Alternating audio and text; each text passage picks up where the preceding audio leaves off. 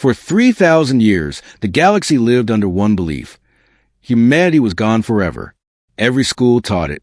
Every archive recorded it. Every child grew up hearing the same story. Earth was destroyed. No human survived. But on a cold, silent morning in the outer rim, something changed. A small research station named Luma 9 floated alone near a dead star. Inside, a young alien technician named Tareen was checking routine signals. His shift was always boring, always slow. Nothing exciting ever happened near an empty star, until he saw the signal. At first, he thought it was just noise, an old frequency bouncing from cosmic dust. But the numbers were too clean, the rhythm too perfect, the pattern too intelligent. Tareen leaned closer. The signal repeated every 4 seconds. Then, slowly, 2 words appeared on the station's holoscreen. "We return." Tareen froze. His heart pounded. His hands shook as he called his commander. "Sir, I think this is from a human beacon." His commander laughed at first. Human? Impossible. They died millennia ago. But when he checked the data, his face went pale. The signal used ancient human encryption, a type of code that no species had used for thousands of years. The encryption key was the same one humans used during their final days, the days when they begged the galaxy for help and no one answered. Within minutes, the signal spread across star systems, jumping from station to station like wildfire. Scientists woke from sleep. Military fleets snapped to alert mode. Politicians panicked. Priests whispered ancient warnings. Everywhere, the same message flashed. "We return." Across the galaxy, old races remembered the war. They remembered the betrayal. They remembered what humans were like when they were pushed too far from the research station, in the dark space beyond the galaxy's edge. Something massive drifted silently. It looked like a metal continent floating through the void. Black armor plates covered its surface. Thousands of glowing lines pulsed like veins. The structure emitted no ID code, no name, no signal, except one thing. A tiny scanner drone approached it. The drone scanned its hull and immediately self-destructed. But in those last milliseconds, it transmitted a single result: Origin Earth. That single message shook the galaxy more than any weapon could. Earth was supposed to be nothing but ashes. Humans were supposed to be memories. So how could something this huge, this advanced, this terrifying, come from a dead world? Suddenly, the giant structure began to move. Its engines ignited with a deep, thunder-like hum that spread across the void. Light rippled along its edges as sections unfolded outward like wings. Then the impossible happened. The black structure separated into thousands of warships, each one long, sharp, and armored with unknown technology. They moved in perfect silence. No radio chatter, no lights, no signals. Every military sensor in the galaxy detected them at once. Every admiral had the same reaction. This fleet is human. But these humans were not the humans of old history books. These ships did not match any old Earth design. They looked stronger, darker, more purposeful. Like they were built by a civilization that spent 3,000 years preparing for only one thing: revenge. On the bridge of the alien Grand Council ship, leaders from 12 major species gathered in panic. They watched the human fleet's image hovering before them. "Why are they coming back?" One ambassador whispered. "We ended them." Another said shakily, "Humanity should not exist." An elder reptilian warlord closed his eyes. "You do not understand. Humans do not end. They endure. They change. They rise." A younger alien scoffed. "But Earth was burned. We saw it." "Yes," the elder said. "We saw Earth burn. But did we see humanity die? No. We only saw what they wanted us to see." Silence fell, and then the fleet stopped moving. A single communication pulse shot across every military network in the galaxy. The voice was deep, calm, and unmistakably human.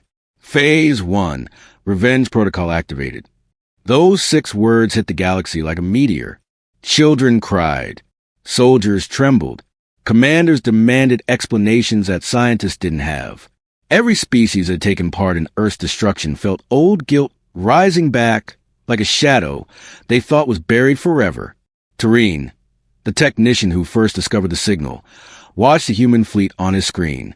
His voice cracked as he whispered, "They were supposed to be gone. Why are they back?" His commander swallowed hard. "Because we gave them no choice. We destroyed their home. We broke something inside them. But what do they want now?" The commander stared at the screen as the human ship shifted into formation. "What humans always wanted," he said softly. "Justice." And now, 3,000 years later, they came to take it. The galaxy had seen powerful fleets before, armadas of ancient empires, dreadnoughts of warrior species, and superships built during the old cosmic wars. But nothing looked like the fleet, now rising out of the dark void. Every ship moved with unnatural precision. Every hull reflected starlight like a blade. Every engine burned with a strange blue fire, silent yet terrifying. This was not the humanity the galaxy remembered. This was something evolved, something sharpened by 3,000 years of silence and suffering.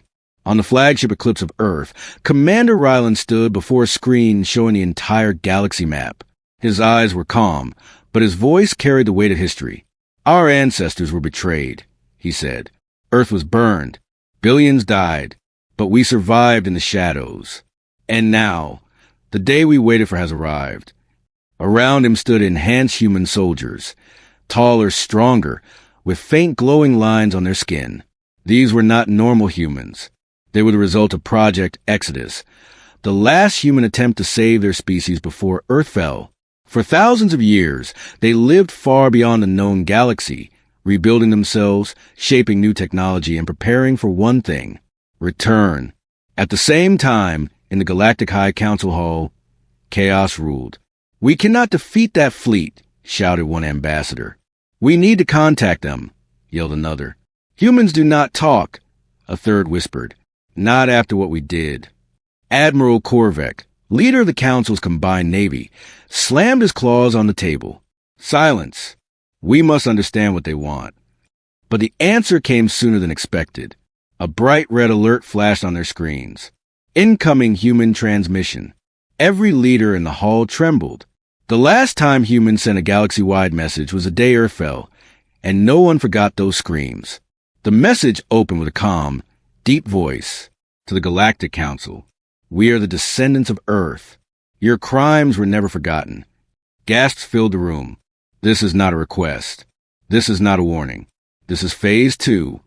The message ended with a symbol, the old Earth emblem, a blue planet surrounded by 12 stars. The same 12 stars that represented the 12 species who took part in Earth's destruction. Now humanity was returning to each of them, one by one, far from political chaos. In a quiet farming world named Lyra 6, ordinary citizens gathered outside shops, staring at emergency broadcasts. A small alien girl tugged her father's hand. "Papa, who are humans?" Her father's voice shook. "A story. A very old, very dangerous story. But why are they coming back?" He swallowed hard. "Because long ago, some people hurt them, and no one helped them." The girl whispered, "Are they angry?" The father looked at the sky as a strange blue line streaked across space. "They are more than angry," he said softly. "They are broken. And something broken for thousands of years can return sharper than before." Back on the human flagship, Commander Ryland stood before a viewing window, watching his fleet spread into a spear formation. A young officer approached him nervously. "Sir, the council is afraid." Ryland did not blink. "Good. And the smaller worlds, they are frightened too. They were children when Earth fell. They had no part in it." Ryland closed his eyes for a moment. His voice lowered. "We know. We have no intention of harming them. Our targets are the guilty." "But, sir," the officer asked softly, "the galaxy thinks you came to destroy everything." Ryland finally turned, and the faint glowing lines on his face brightened. "We did not return for destruction," he said. "We returned for truth, for justice, for the memory of our home." He placed a hand on the star map. "And justice always begins with the first strike." Far away, on a distant moon, a group of ancient alien monks watched the human fleet through a massive telescope. One elder, over 2,000 years old, whispered, "It begins again." A younger monk asked, "Master, what do the humans want?" The elder took a long breath. "They want to show the galaxy what becomes a betrayal." "Will they destroy us all?" "No," the elder said, shaking his head. "Humans rarely destroy the innocent, but those who made Earth fall, they will not escape." He closed his eyes and spoke a chilling truth. Humans do not seek war. They seek balance. And balance always comes with pain. The part ends as the human fleet reaches hyperspace alignment. Engines glow brighter. Thousands of ships prepare to jump. A final whisper echoes through the void. 3,000 years we waited. Now the galaxy will answer for Earth. In a flash of silent blue light, the entire human armada vanishes into hyperspace, beginning their long-awaited path of vengeance. The human fleet did not reappear near a small world. They did not choose a weak enemy. They did not pick a target at random. They chose Vorthos Prime, the same world whose generals launched the first attack on Earth 3,000 years ago. The world that fired the weapon that cracked Earth's crust. The world that celebrated when billions of humans burned. Now, for the first time in millennia, Vorthos Prime felt fear. Its shining towers trembled under the weight of a human fleet that stretched across the sky like a moving night. Civilian ships tried to escape, but the humans disabled their engines with gentle, non-lethal pulses. Military fleets prepared for war, but their commanders already knew the truth. They were not fighting old humans. They were facing something far more advanced. Inside the fortress capital, High General Vorik slammed his fist on the command table. "Activate all planetary shields," he roared. "Call every fighter. Load every weapon." An officer struggled to speak. "General, our long-range defense grid, it's gone." "Gone? How?" The officer swallowed. "The humans didn't destroy it. They rewrote it. The grid now responds only to their commands." Vorik's face drained of color. Impossible. But the impossible had already begun. A deep bass-like hum rolled across the planet as the largest human warship descended through the clouds. Its hull glowed with blue runes that twisted like living lines. The ship released no fire, no missiles, no lasers. Instead, a beam of white light shot into the sky and expanded across the entire horizon, forming a silent dome. The dome pressed downward. Every Vorthos defense tower bent, as if crushed by invisible hands. War machines collapsed under unseen weight. "What is that?" Vorik shouted. The answer appeared on every screen across the planet. "Gravity burn, non-lethal mode. Defenses neutralized." The humans hadn't arrived to slaughter civilians. They arrived to take the guilty alive. In orbit, the human flagship hovered like a dark moon. Inside, Commander Ryland stood with his officers. "Begin Phase 3, he ordered. "Yes, Commander." "Gravity burn successful. No civilian casualties recorded." Ryland nodded. "Good. Our fight is not with the innocent. Prepare judgment teams." Dozens of sleek black dropships launched from a human fleet, streaking toward the surface like arrows of light. Each one carried enhanced human soldiers, trained, evolved, and disciplined through centuries of silence. These humans did not roar into battle. They moved with calm purpose. Vengeance for them was not rage. It was justice sharpened over 3,000 years. On the ground, General Vorik watched in horror as human dropships landed with silent precision.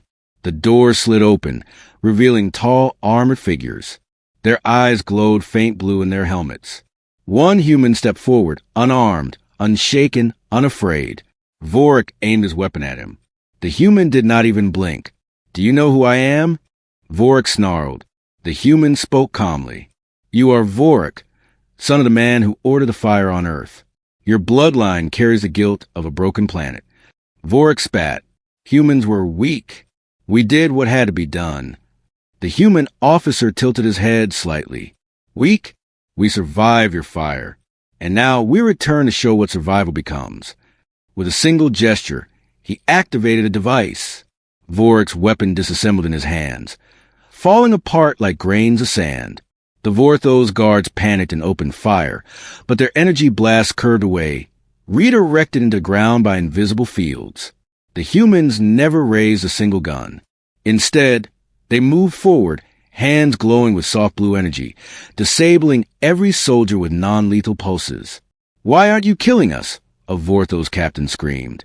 The human officer answered, "Because we are not like you." Meanwhile, news spread across the galaxy like wildfire. Vorthos Prime has fallen. The humans did not kill civilians. Their technology, it makes no sense. Some species were relieved humans showed restraint. Others trembled even more. If this was how humans handled their greatest enemy, what would they do next? In the throne room of Vorthos Prime, General Vorik was dragged before Commander Rylan himself. Rylan stood tall, his eyes glowing with quiet fury. Vorik tried to speak with pride, but his voice cracked. You should have died with your planet." Rylan stepped closer. "Earth died. Humanity did not." He raised a small black sphere. It displayed a hologram of ancient Vorthos generals celebrating Earth's destruction. Vorik's own ancestor lifted a glass of wine over burning images of Earth. Rylan spoke softly. "We remember everything." Vorik trembled. "Will you kill me?" Rylan stared into his eyes. "No, death is too easy. You will stand trial. You will watch your empire answer for what it did." He leaned forward. "And then you will live every remaining day knowing humanity forgave your civilians, but not you." Vorik collapsed, defeated. As the humans departed Vorthos Prime with the guilty leaders in custody, the entire galaxy watched in fearful silence. Humanity had shown three things. They could break any defense. They avoided harming the innocent. Their vengeance was controlled and unstoppable. The part ends with a chilling message broadcast from the human fleet. One world for Earth. Next comes truth. The fall of Vorthos Prime shook the galaxy more than any explosion could. Not because the humans destroyed a military planet, but because they did not destroy it. They took only the guilty. They spared the innocent. They disabled weapons without killing a single child, worker, or citizen. This frightened the galaxy more. A species capable of such power, yet still controlled, was far more dangerous than a mindless conqueror. Far away on a forgotten moon, inside a silent temple carved from dark stone, an ancient alien historian sat alone. His name was Sailor, and he was one of the oldest living beings in the galaxy, over 3,500 years old. He had witnessed the truth behind Earth's fall. He had warned the galaxy then, and no one listened. Now, as he watched the human fleet's images on old holoscreen, his eyes filled with a sadness deeper than time. "They have returned," he whispered. A younger monk entered. "Master, is it true? Humans were not the monsters our leaders described." Sailor nodded slowly. "They were never monsters. They were dreamers, builders, fighters for freedom. And we destroyed them because we feared what they might become." The monk sat beside him. "But how did they survive? Earth was burned. Every record says they died." Sailor closed his eyes. That was the lie. Meanwhile, aboard the human flagship Eclipse of Earth, Commander Rylan received a message from the Moon Temple. "Commander," an officer reported, "the historian Sailor is requesting a private meeting. He claims to know the truth of Earth's fall." Rylan's expression hardened. "Put him on." The hollow screen flickered, showing Sailor's aged face. He bowed slightly. "Children of Earth," the old alien said softly, "I feared this day, and yet I understand why you came." Rylan stared. "You were alive when Earth was destroyed." "Yes," Sailor replied. "I witnessed the Council's meeting. I saw the real reason they attacked your world." "Tell me," Rylan demanded. Sailor took a deep breath. "The galaxy did not fear your weapons. They feared your nature. Humans were different. You grew faster, discovered faster, adapted faster. You united even when wounded. You refused oppression. You refused control." He paused. "And the Council, they want to control." Rylan's eyes narrowed. "So they burned Earth to stop our rise." "Yes," Sailor said with trembling hands. "They knew humanity would one day lead the galaxy, not by force, but by spirit. and they feared a future where they were not the ones in power. Ryland's voice dropped cold. They killed billions out of fear. Sailor nodded. They believed destroying Earth would stop you, but they did not know your people had already begun Project Exodus. Ryland remained silent, letting the old alien speak. Sailor continued. Your species sent hundreds of colony arcs far beyond the galactic border, not for war, but for survival. When Earth fell, the arcs vanished into the dark. Many believe your people were gone forever. Ryland stepped forward. But we survived. We grew. We changed. Yes, the historian said softly. You evolved in isolation. No wars. No politics. No corruption. You built a new humanity, stronger, wiser, patient, and more dangerous. The monk beside Sailor asked, Master, will they destroy us? Sailor looked at Ryland through the screen. No, they will destroy only those responsible. Ryland's voice was calm, but carried the weight of 3 millennia. You speak truth. We do not seek extinction. We seek justice. But the galaxy did not know this. Across star systems, panic spread. The humans will come for us next. They will erase every species. Run. Hide your fleets. Worlds that never harmed Earth trembled. Worlds that once traded with humans locked their borders. And species where innocent feared they would be punished for crimes of others. Ryland understood this fear. He gathered his council of human commanders in a wide chamber glowing with soft blue light. We need to send a message, the intelligence officer said. The galaxy must know we are not here to destroy them. Another officer shook his head. They will not believe us. They see only their guilt. Ryland spoke, calm and steady. Our actions on Vorthos Prime showed the truth. But now we must speak it. Before the broadcast could begin, an urgent alert flashed across the flagship. Commander, an operator cried. An unknown signal is coming from deep space. Not alien. Not human. Ryland stepped closer. Show me. The screen displayed a massive ancient machine drifting through the void. Rusted. Broken. Abandoned. Sailor's voice returned on the comm line. His tone was filled with sorrow. I feared you would find it. What is it? Ryland asked. Sailor answered. The machine that fired the final blow at Earth. Silence filled the bridge. Sailor continued. The Council hid their weapon outside the galaxy. They thought no one would find it. But the machine holds a truth. Full recordings, plans, orders, everything. Ryland's eyes hardened like steel. Then Phase 4 begins. The part ends with the human fleet turning toward the ancient weapon that ended Earth. As the engines burn blue, the narrator echoes the final line. Truth buried for 3,000 years. It is truth the galaxy will now face. The destruction of Vorthos Prime's military, the capture of its leaders, and now the discovery of the massive ancient weapon that killed Earth. All of this shattered whatever stability the galaxy had left. Worlds that once felt safe behind treaties and fleets now felt exposed, naked, and helpless. The name humanity was no longer a memory. It was a storm spreading across every star. And fear united the galaxy faster than any agreement ever had. In the great circular chamber of the Galactic High Council, representatives from 30 major species gathered.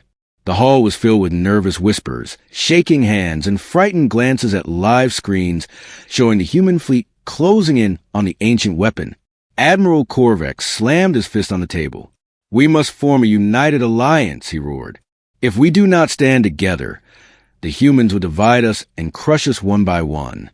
A reptilian diplomat hissed, but they spared civilians. They took only the guilty. Another shouted back, that was only one world. What if the next is not so lucky? A bird-like elder whispered, you fear humans because you know what we did to them. The room fell silent. The guilt, old and buried, was now rising like poison. Meanwhile, on the human flagship Eclipse of Earth, Commander Ryland watched the Council's debate through captured transmissions. His officers gathered around him. They are forming an alliance against us, one officer said. They will try to negotiate first, said another. When we refuse, they will prepare for war. Ryland shook his head. We did not come for war with the innocent, but they do not understand that. He pressed a glowing button on the table. A hologram appeared of the ancient weapon, the same one that delivered the final strike on Earth. This, Ryland said, is our true target, not their worlds, not their children, only this machine and those who ordered its use. A young officer hesitated. But the galaxy thinks we want to conquer everything. Ryland looked out the window at the distant stars. Fear makes the guilty loud, and when the guilty speak, the innocent listen. On a peaceful water world named Aurelia, children played in shallow oceans while their families watched the frightening news on floating screens. A mother clutched her child tightly. "Will the humans destroy us?" she whispered to her husband. "No," he said softly. "We never harmed them. They know that." But the mother's voice trembled. Fear does not listen to truth. Across Aurelia, cities locked down, ships sit in harbors, and people prayed to their gods. Not because humans threatened them, but because no one felt safe in a galaxy full of secrets and old sins. In a dark corner of the galaxy, a small resistance group of species who never wanted Earth destroyed gathered around a round table. "We must talk to the humans," their leader said. "We must help them reveal the truth." A young soldier replied, "If we contact them, the council will call us traitors." The leader nodded slowly. "Maybe, but remaining silent for 3,000 years, that was a real betrayal." He stood up. "I will speak to humanity." Back in the council chamber, fear grew louder. "Prepare the fleets. Arm every station. Hide our worlds." It was not a strategy meeting anymore. It was panic. A hollow voice echoed from the upper platform. It belonged to Counselor Razek, one of the very few who knew the original truth of Earth's fall. "You are all fools," Razek hissed. "Humans are not returning to conquer you. They are returning to judge us." "Judge us?" Admiral Korvek barked. "For what?" Razek smiled sadly. "For the lie we protected for 3,000 years. Gasps spread. The counselors stared at him, waiting for explanation. But Razek walked away in silence. He knew the truth would be revealed soon enough, by the humans, not by him. At that exact moment, on the human flagship, Ryland received a surprise transmission. "Commander," the communications officer said, "we are receiving a message from a group identifying themselves as the Free Species Network." "Put it on," Ryland ordered. A gentle alien face appeared on the screen, full of fear but also honesty. "We send this message in peace." The alien said, "We did not support Earth's destruction. Many species did not. We want to help you reveal the truth, so the innocent are not harmed." Ryland studied them carefully. "Why now? Why after 3,000 years?" The alien lowered his eyes. "Because fear controlled us then, and fear controls us now. But your actions on Vorthos Prime showed us something." "What?" Ryland asked. "That you seek justice, not slaughter." Ryland's stern expression softened very slightly. "You understand us better than your council," he said. The alien replied gently, "The council fears you because they know the truth. The galaxy fears you because they do not." Ryland nodded slowly. "Then we will show them the truth." The ancient weapon drifted in the darkness like a rusted giant, a silent grave floating between dying stars. Its surface was cracked, its metal bones exposed, but inside it still held memories powerful enough to shake the entire galaxy. Humanity's fleet surrounded it like a ring of shadows. Commander Ryland stared at the massive construct, his eyes filled with a cold fire. "This machine ended Earth," he said quietly. "And today it will tell its story." Aboard the Galactic Council flagship, fear grew thicker than smoke. Admiral Korvek watched the human fleet surround the ancient weapon. "They're going to destroy it," he growled. "And then they will come for us." But Counselor Razek shook his head. "No, they are not here to destroy it. They want the truth." Korvek hissed, "Truth? The truth is humans are dangerous." Razek turned slowly, face filled with regret. "No, Admiral. The truth is we destroyed Earth out of fear, and now the consequences have returned." His words spread through the room like lightning. Some council members refused to believe it. Some already knew. Some had nightmares about it for centuries. But no one dared speak the full truth aloud. Yet, inside the ancient weapon, human engineers and historians activated the old memory cores. Blue light flickered through dusty halls. Screens long dead came to life.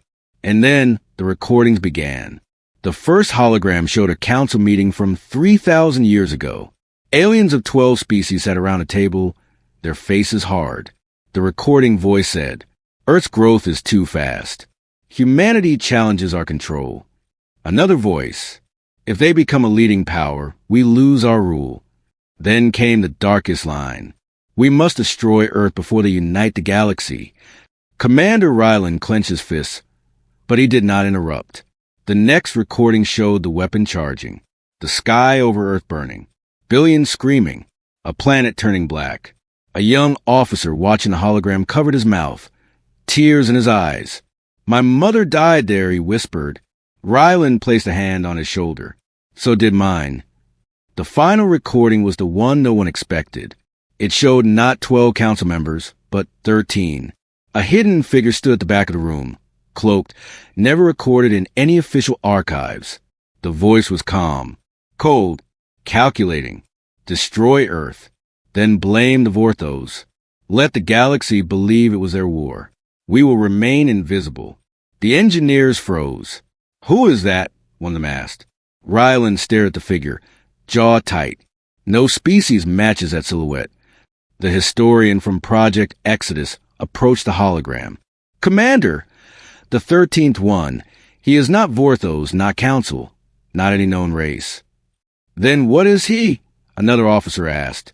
The historian breathed deeply. "A hybrid." Ryland turned sharply. "Explain." The historian spoke slowly, carefully. "He is part of a species known only in ancient human myths. A species humans contacted briefly before the fall. A species that want to control the galaxy, but could never match humanity's adaptability. You think," Ryland whispered, "they used the Council to destroy Earth?" "Yes," the historian replied. "They wanted humans removed, because humans were the only ones who could stop them one day." Ryland clenched his fists. They knew humanity would rise. On the Council flagship, every screen suddenly activated. The forbidden recordings played in front of all ambassadors. Gasps, screams, shock. This is impossible." Korvac shouted. "No," Razek whispered. "This is the truth we buried for thousands of years." The chamber collapsed into chaos. Who is the 13th figure? Why is he not in our records? Who hid this from us? Were we manipulated? Razek spoke again, voice trembling. "We were used. We were tools. The Council destroyed Earth, but someone else planned it." Korvac shouted. "Then humans will blame us." Razek nodded slowly. "Humans do not strike blindly. They strike precisely. If we help them find the 13 species, we may earn their forgiveness." Meanwhile, on the human flagship, the revelation spread quickly. A new enemy existed. A hidden one. A manipulator that orchestrated Earth's destruction. For the first time since returning, the human soldiers felt something other than vengeance. They felt purpose. Ryland stood before his officers. "For 3,000 years, we believed the Council destroyed Earth out of fear alone." He pointed to the hologram. "But now we know the truth. Someone else guided their hand. Someone who feared our future power." He looked at the fleet through the window. "We came for justice. Now we fight not only for Earth, but for the galaxy." An officer asked, "Commander, what do we do next?" Ryland's eyes hardened, but his voice was clear. "We give the galaxy the truth. We expose the 13 species, and we end those who hide in the shadows." The truth moved faster than light. Every world, every screen, every child, every soldier, all saw the forbidden recordings. The 13 council members, the lies, the manipulation, and the hidden hybrid figure who ordered Earth's death. The galaxy learned a terrifying thing. Humanity was not destroyed by fear. Humanity was destroyed by a puppet master. And now, that puppet master had nowhere left to hide. In a forgotten region of space called the Silent Reach, where no star had shined for millions of years, a hidden fleet suddenly stirred. ships shaped like knives, engines glowing a dark red, and a voice echoed through the shadows. Humanity knows too much. We must erase them again. These were the Umbran, the 13th species, beings who hid in history, erased themselves from records, and controlled the galaxy from the dark. They never expected humans to return. They never expected the ancient weapon to be found. They never expected their secret to be revealed. Now they were afraid, not of humanity's strength, but of humanity's truth. The human fleet prepared for the final confrontation. Inside the flagship Eclipse of Earth, a deep silence filled the command deck. Officers looked at Commander Rylan, not as a leader of a fleet, but as the voice of a broken world rising again. Rylan stared at the star map. One point glowed with hostile energy, the Silent Reach. He spoke softly. 3,000 years ago, Earth was destroyed, not by the Council, not by fear, but by those who feared what we would become. He turned to his soldiers. Today, we become that which they feared, a united humanity. The officers saluted not out of duty, but out of faith. As the human fleet jumped into the Silent Reach, the stars faded behind them. Dark mists swirled. Gravity twisted. And from the depths, Umbran ships emerged like predators. Their commander sent a message to the approaching humans. You return, children of Earth. You rise again. But your story ends today. Rylan replied calmly. Our story ended once. Now we write again. And the final battle began. The Umbran were powerful. Their weapons bent space. Their shields reflected gravity. Their ships moved in impossible angles. But humanity was something else entirely. Humans adapted faster, struck harder, learned instantly, changed tactics in seconds. For 3,000 years, they evolved in the dark, and now the dark itself faced them. Human ships fired beams that twisted through space, turning Umbran shields into dust. Drones flew like living metal, slicing enemy engines. Enhanced human soldiers boarded enemy vessels, breaking through doors with glowing hands. The galaxy watched the battle live, not as enemies, but as witnesses. Inside the largest Umbran command ship, the Shadow Leader confronted Rylan in a face-to-face projection. You were never meant to rise, the Umbran hissed. Humans are chaotic, unpredictable. You disturb the balance.